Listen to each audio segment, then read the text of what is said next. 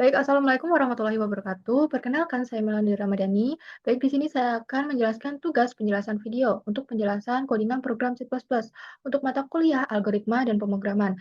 Langsung saja di sini, saya akan menjelaskan untuk tugas video soal nomor 3.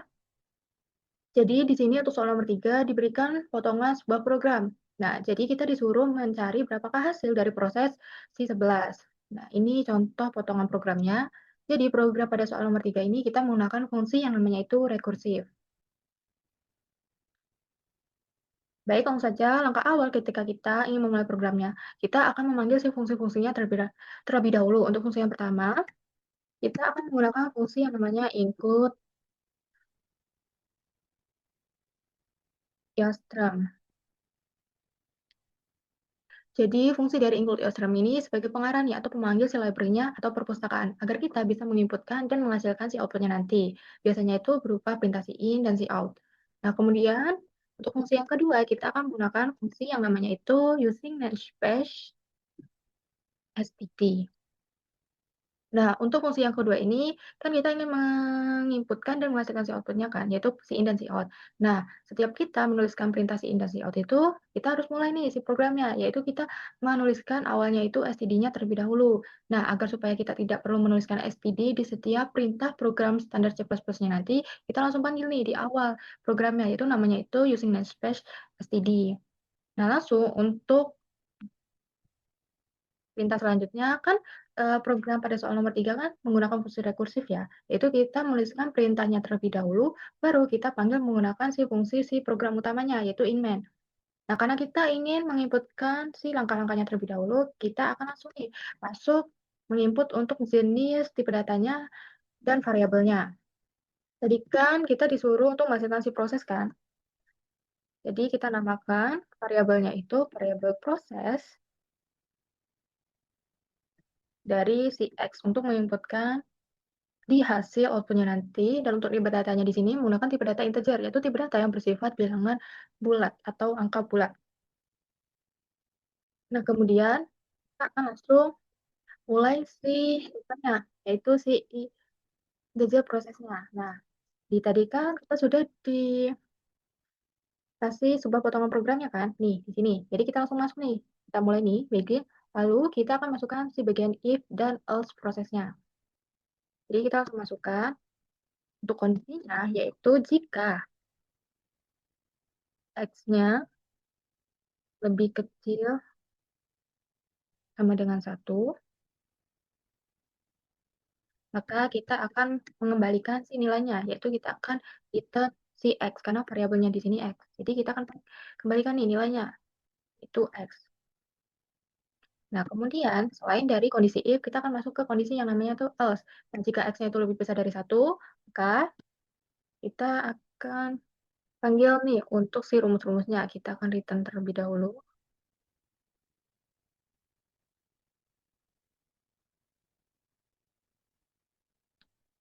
Dan kita akan masuk ke rumusnya. Jadi kan rumusnya tuh seperti ini. Ada proses,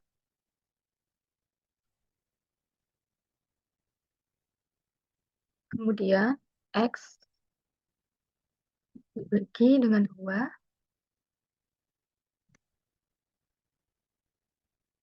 kemudian kita kali dengan X modulo 2,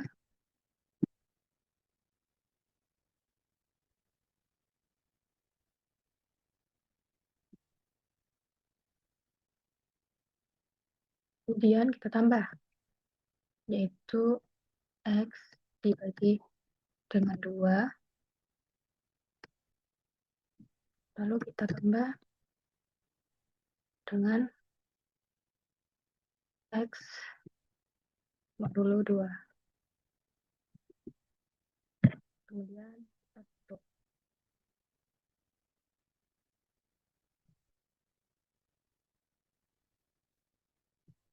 Nah, karena kita di sini sudah menuliskan si perintah rekursifnya, baru kita masuk nih untuk si program utamanya. Untuk program yang utamanya itu nama fungsinya yaitu in-main. Nah, baru kita akan mulai dalam in-main ini, baru masukkan untuk si deklarasikan variabelnya terlebih dahulu, yaitu variabel X, dan tipe datanya, yaitu integer. Nah, kemudian kita akan mencetak hasil si output-nya nanti dengan menggunakan fungsi cout, baru kita masukkan untuk nilai X-nya.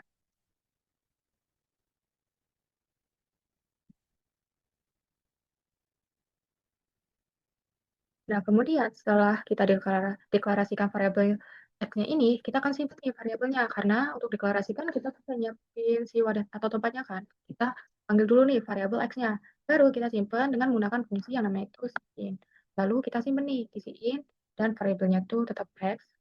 Nah, lalu kita proses hasil dari perhitungan yang di atas tadi, yang return bagian else.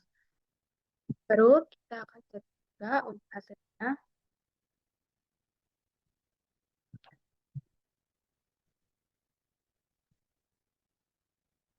proses.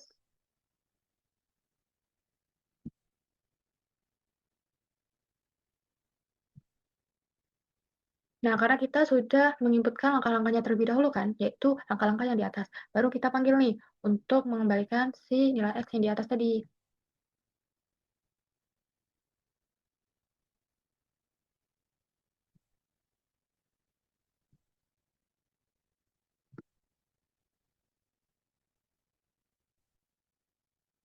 Baru untuk hasilnya juga itu proses si X-nya.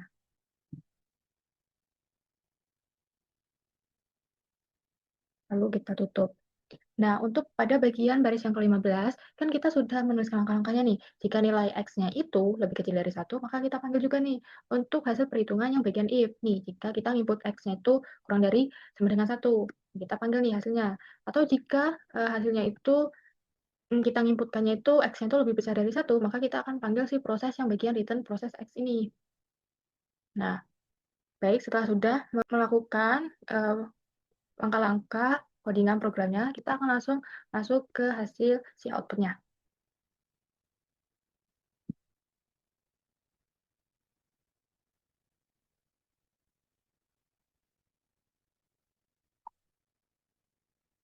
Nah, jadi untuk masukkan nilai X-nya tadi kan, di soal tadi yaitu proses 11. Jadi kita masukkan ini untuk nilai X-nya itu yaitu 11.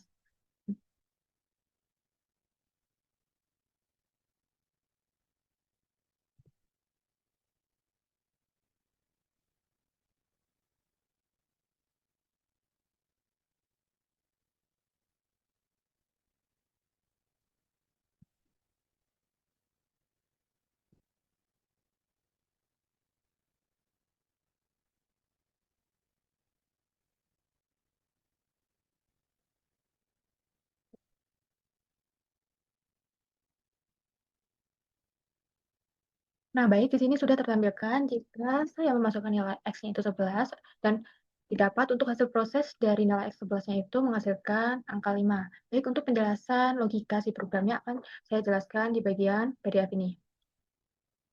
Nah, baik, selanjutnya untuk penjelasan, selanjutnya di sini saya akan menjelaskan untuk bentuk sedekotnya, deskripsi programnya, penjelasan per barisnya, flowchart programnya, dan penjelasan hasil program yang tadi.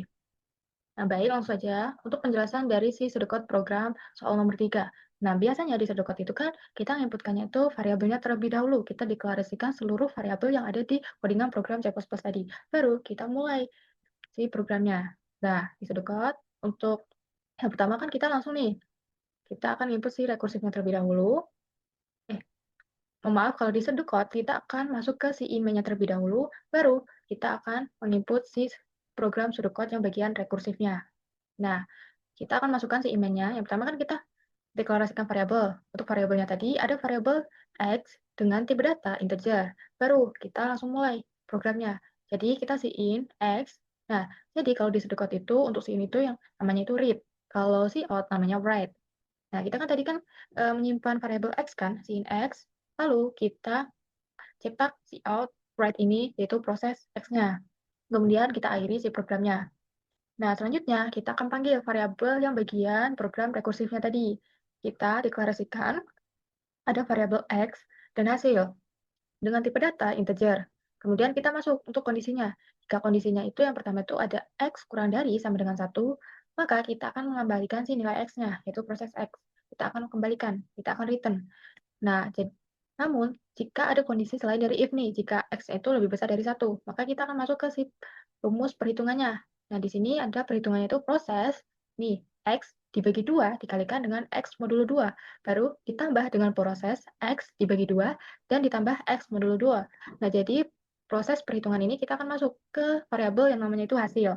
Nah, kemudian hasilnya ini kita akan masuk ke si prosesnya nanti.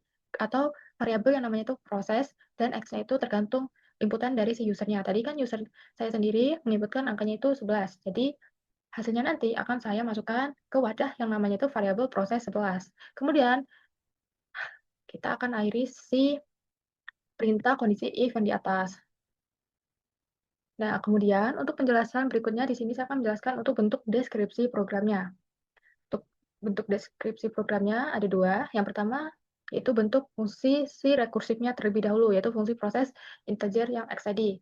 Nah, untuk codingnya yang pertama kan kita mulai nih, kita mulai programnya, kemudian kita akan menyiapkan wadahnya atau memorinya untuk menerima dan menyimpan nilai ke dalam variabel parameternya nanti, yaitu variabel X, dengan bertipe data tadi integer. Kemudian di program tadi kita akan masuk ke kondisi, yaitu if. Jika kondisinya tadi kan ada nilai X-nya itu lebih kecil atau sama dengan satu atau sama dengan satu, maka nilai dari kita menginputkan X-nya itu jika kondisinya tuh seperti ini, seperti X kurang dari sama dengan satu, maka nilainya tuh langsung kita kembalikan, yaitu dengan return X, yaitu nilainya tuh kembali dengan inputan si awal menginput usernya nanti. Jika kondisinya itu X kurang dari sama dengan satu.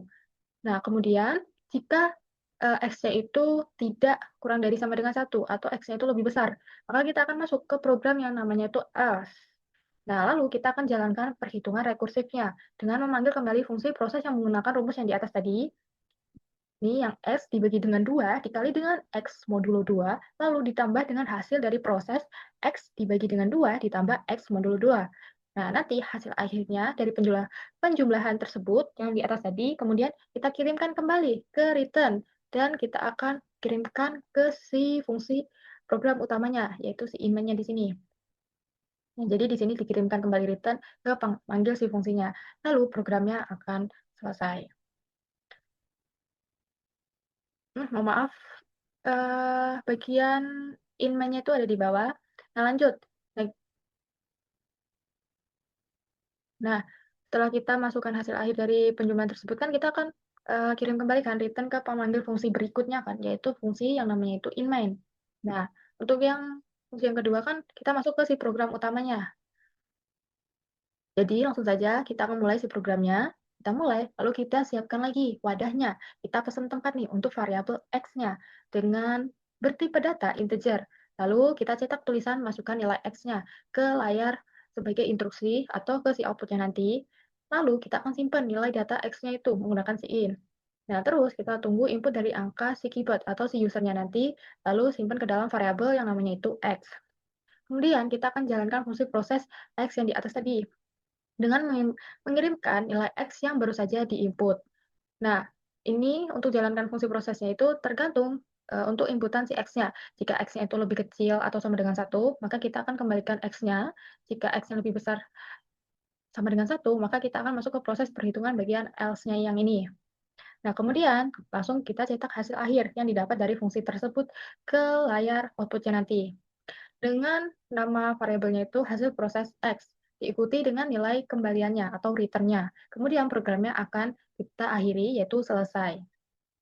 Nah, untuk penjelasan per barisnya sudah saya jelaskan saat saya mengoding tadi. Baik, langsung saja lanjut ke bentuk penjelasan flowchart programnya.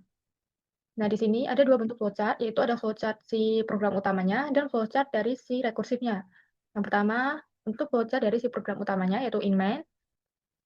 Jadi yang pertama kan kita akan mulai nih programnya start. Untuk simbol start atau memulai si program itu simbolnya yaitu oval. Kemudian kita akan si ini X. Kita akan inputkan si X-nya yaitu variabel X-nya. Bentuknya itu jajar genjang. Kemudian kita akan si out si proses X-nya. Itu yang ini tadi. Nih, si in X dan hasil si prosesnya yang ini, si out prosesnya. Kemudian kita langsung akhiri si programnya. Nah, jadi ini untuk bentuk si flowchart in main-nya. Selanjutnya di sini untuk bentuk flowchart program fungsi rekursifnya. Langkah awal kan kita akan mulai seperti biasa, mulai programnya start, kemudian kita masuk ke kondisi if. Untuk kondisi if tadi X kurang dari atau sama dengan 1. Nah, jika benar, kan kita akan lanjut mengembalikan si fungsinya kan, kita akan return X. Nah, jika benar, kita akan masuk ke proses X, mengembalikan nilai X-nya. Jika salah, kita akan masuk ke proses yang namanya else tadi, dengan perhitungan seperti ini, proses X dibagi 2 dikali X modulo 2 ditambah dengan proses X dibagi 2 ditambah X modulo 2. Jika salah. Nah, jika sudah selesai bagian false ini, kita akan tarik ke mengakhiri si programnya, begitupun dengan hasil true-nya. Kita akhirin ke si mengakhiri programnya, yaitu N. Untuk mengakhiri program itu bentuknya sama, yaitu oval. Jadi oval itu untuk memulai dan mengakhiri si program. Untuk fungsi if ini, bentuknya itu decision atau belah ketupat yang menghasilkan nilai benar dan nilai salah.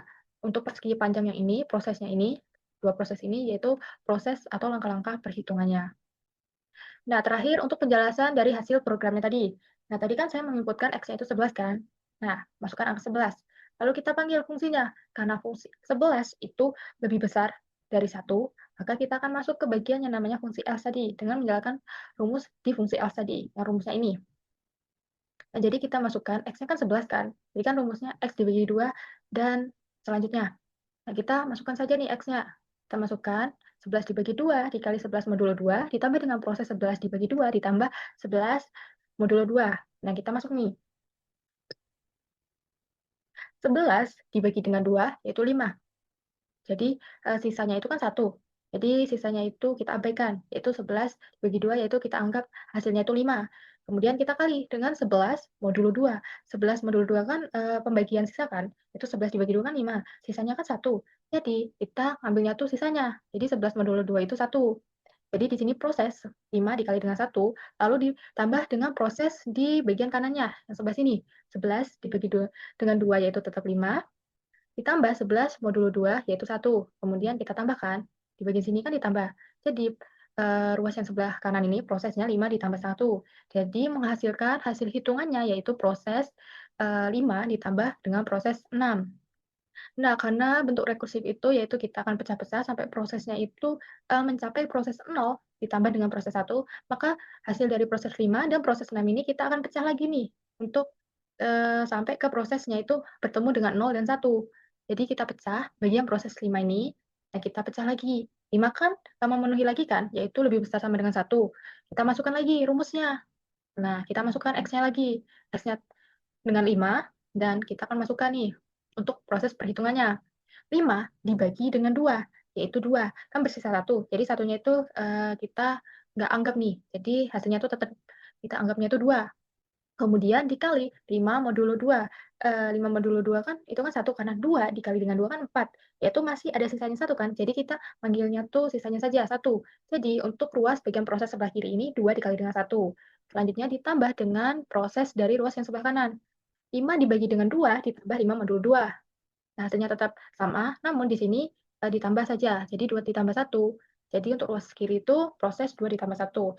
Nah, jadi hasil hitungannya itu proses 2 ditambah dengan proses 3. Nah, terus kita akan pecah terlebih dahulu untuk proses yang keenam di atas tadi. Kita akan pecah di proses ini terlebih dahulu. Nah, karena 6 memenuhi syarat bagian kondisi tidak memenuhi kondisi syarat if yang kurang dari sama dengan 1, kita akan masuk ke kondisi yang else. Kita masukkan lagi rumusnya. Kita masukkan X-nya lagi. Jadi langsung saja 6 dibagi dengan 2, yaitu 3. 6 dibagi dengan 2 itu kan hasilnya 3, yaitu nggak ada sisanya kan, yaitu bersisa 0. Maka jika 6 modulo 2, itu sisanya tuh 0. Jadi habis. 6 dibagi 2 tuh benar-benar habis, yang hasilnya itu 3. Tapi karena modulo itu kita mencari nilai sisanya, jadi nilai sisanya itu kan habis, jadi 0. Kemudian ditambah dengan proses yang ruas sebelah kanan. Untuk ruas sebelah kanan ini sama, namun di bagian sini ditambah jadi 3 ditambah dengan 0. Jadi hasil perhitungannya yaitu proses 0 ditambah dengan proses 3. Nah, kemudian kita kan tadi sudah mendapatkan proses 2, proses 3, dan proses 0 kan, jadi kita jabarkan lagi. Kita jabarkan untuk proses 2-nya terlebih dahulu. Nah, jadi 2 ini kita jabarkan lagi, kita bedah lagi. 2 dibagi dengan 2, yaitu 1. 2 modulo 2 habis, itu bersisa 0. terus sama ruas kanannya juga, namun hanya ditambah saja. Jadi kita langsung saja 1 dikali dengan 0 itu 0, dan 1 ditambah 0 itu 1. Jadi hasil perhitungannya yaitu proses 0 ditambah proses 1. Karena proses 0, 0 kan angkanya itu, kurang dari sama dengan 1 kan. Nah, jadi itu kan syaratnya itu kan memenuhi kondisi if kan. Jadi kita lanjut nih, kita langsung saja kembalikan si nilainya, return X. Jadi kita kembalikan ke nilai awalnya, karena prosesnya 0, ya tetap nilainya tuh 0. Kemudian yang ditambah proses 1, 1 kan juga kurang dari sama dengan 1 kan? Atau 1 itu, memenuhi syarat sama dengan 1, karena tadi kan syaratnya itu kurang dari atau sama dengan 1. Karena 1 itu sama dengan 1, rumusnya tadi yang bagian if itu kan, nilainya itu kan kita kembalikan ke return X. Jadi nilainya tetap menghasilkan 1. Jadi 0, langsung kita tambah dengan 1 yang hasilnya 1. Kemudian kita bedah untuk hasil proses yang bagian 3 ini, yang pengecekan rekursif proses hasil dari 6 ini, kan ada kan menghasilkan prosesnya itu 3. Kita lanjut, kita, bedah lagi, kita masukkan rumusnya lagi. Jadi langsung aja 3 dibagi dengan 2 yaitu 1, kemudian dikali dengan 3 modulo 2 hasilnya 1, kemudian ditambah dengan, ruas kanannya sama aja, namun di sini ditambah, jadi langsung saja 1 dikali dengan 1, hasilnya 1, ditambah ini proses 1, ditambah proses 1 ditambah dengan 1, yaitu proses 2. Kemudian karena proses 2 tadi kan sudah mendapatkan nilainya kan, yaitu 1 nih, dari poin ke-9, jadi proses 2 kan menghasilkan nilai 1. Nah, jadi langsung aja proses 1 tuh yaitu 1, dan proses 2 yaitu 1 juga hasilnya. Jadi langsung aja kita tambahkan 1 ditambah dengan 1 yaitu 2. Nah, selanjutnya untuk penyelesaian kondisi akhirnya nih. Karena, program itu kan sudah menemukan bahwa proses 0 adalah 0 dan proses dari 1 adalah 1 kan, karena memenuhi kondisi X kurang dari sama dengan 1, maka kita lanjut nih, kita akan substitusikan semua, yaitu kita gabungkan hasilnya dari si proses 5 dan proses 6, karena 5 ditambah 6 itu kan 11. Jadi kita langsung aja nih gabung. Karena tadi kan menginput prosesnya itu 11 kan. Nah, jadi didapat dari proses 5 itu 1 ditambah dengan 2 yaitu 3, dan untuk, hasil dari nilai proses 6 itu didapat dari 0 ditambah dengan 2 yaitu 2. Lanjut untuk hasil output akhirnya, jadi programnya itu lanjut kita akan, jumlahkan nih hasil akhirnya yaitu 3 ditambah dengan 2, maka hasilnya itu 5. Jadi untuk hasil proses, inputan dari X-nya itu 11 menghasilkan nilai 5 di hasil run program yang tadi, program C++ nih. Nah, baik, terus selanjutnya proses return yang 0 kali 0 ini. Nah, jadi itu menunjukkan bahwa program itu telah selesai kita eksekusi dengan sukses oleh si sistem programnya tadi. Terus waktu eksekusinya tuh tercatat sebanyak 36,204 detik. Nah, itu tuh mencakup waktu si user atau waktu saya menginputkan, nilai atau angka 11-nya tadi hingga menghitung hasil si prosesnya 11 dan ditampilkan di output secara akurat di layar. Baik, cukup sekian dari saya penjelasan untuk soal nomor 3. Nah, cukup sekian dari saya. Mohon maaf jika terdapat kesalahan dari saya atau tutur kata dari saya. Saya akhiri, wassalamualaikum warahmatullahi wabarakatuh.